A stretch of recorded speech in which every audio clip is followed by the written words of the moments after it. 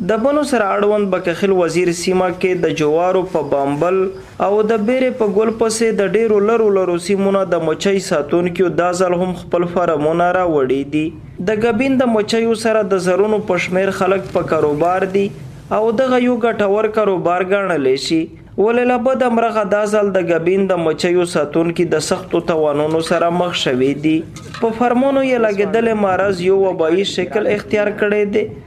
د دې مرض له امله په پیټیو مچۍ مړې شوې او فارمونه د سوال سره مخ شوي دي. در سرور لګاري په نقصان دا روانه را په ختمول روانه یو بیماری کې زیاته شو د خوري مرض دا راځم پته نه چې سپری واجدو نه رسوا واجدو بس بیماری ډېر زیاته وکړي یا ډېر خلک نو سره چې دا پرمه دا ورسته نقصان دی چې دا شل پیټي چې دا 1.5 سال چې 200 دا ورسته شو ختم شو خال په ستړای شو په وشي نه کو په داویه په اری صبح خال ستړای دی. حکومت دا پچار دو چې دغه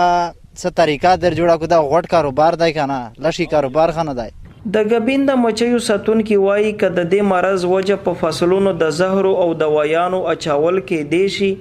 ولې علاج یې شوال رزمک او د افغانستان ښه موسم ته وړلو سره ممکن دی چرته چې د دوی دپاره تګ نه ممکن دی ځکه چې د دې کاروبار سره تړلي زیاتره افغانان دي چې په پټکونو د لوټلو او رشوت اخیستلو نه بهر د اوړېدو اجازه نشي ورکولی. او مشکل دا چې دلته چې میر مچۍ پرېږدي سړی لکه ته نه یوسي یا رزماک ته یا اوړه ته یا نران که هم دغې لکه